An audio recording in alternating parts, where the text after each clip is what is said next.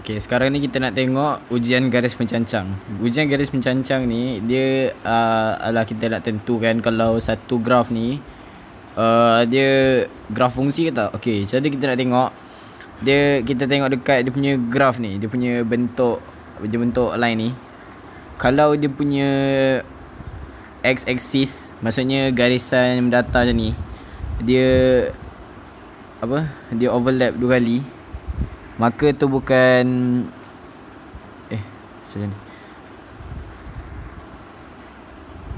kalau dia overlap 2 kali, maksudnya dia bukan ni lah graf fungsi. Contoh macam ni, dia satu kat sini, satu kat sini. Jadi ni bukan fungsi lah. Okay, tapi kalau macam ni, dia ada bentuk senyum macam ni, tapi dia tak overlap. Dia punya garis mendatar tu, dia tak ada overlap mana-mana.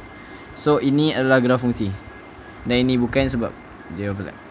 Okay, so next kita cuba tengok dekat sini.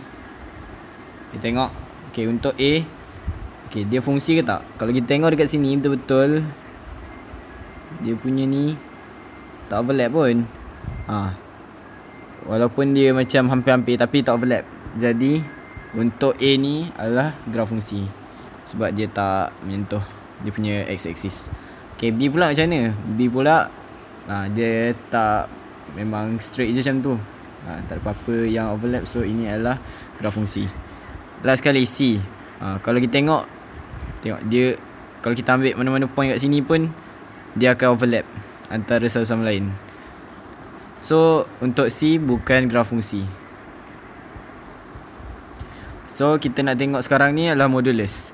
Modulus ni dia kalau kita tengok macam graf ni kan, graf ni bila axis makin rendah sampai kat bawah ni, tiba-tiba naik balik.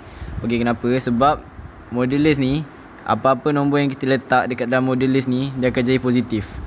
Contoh kalau saya ambil negatif 2, bila letak dalam modulus, dia akan jadi 2.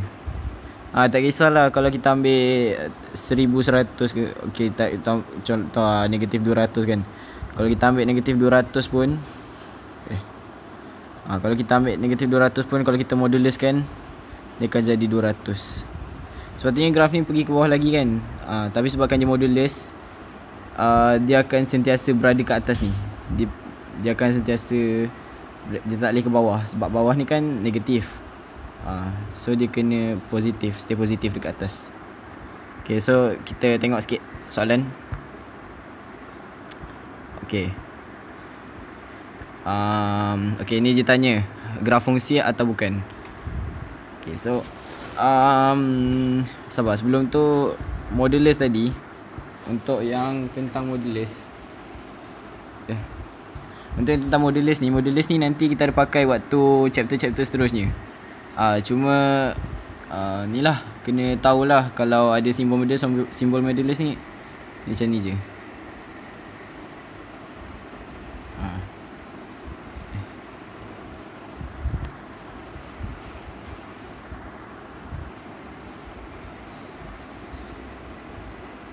Macam tu. Dia ada 2 line ni. Maksudnya bila ada 2 line ni, dia punya jawapan mesti positif. Okay, so tu untuk pengetahuan. Okay, so next kita tengok ni kita tengok kalau sama ada fungsi atau bukan. Okay, macam tadi kita tahu dia tak boleh macam ni lah. Kalau macam overlap macam ni, atau macam ni ke, maksudnya ni bukan graf fungsi. Bukan graf fungsi. Okay, so kita tengok kat sini soalan first ni, okay, macam biasa, tak ada apa-apa. So soalan first ni graf fungsi. Okay, soalan B pula. Okay, soalan B kalau kita tengok dekat point sini, point belah sini, dia ada overlap kat sini, tengah-tengah ni. Bila dia overlap, maka yang ni bukan graf fungsi.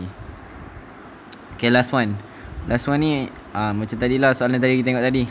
Dia nampak macam dekat, tapi sebenarnya dia tak dia tak overlap. So untuk yang ni, dia adalah graf fungsi. Okay, itu sahaja untuk hari ni.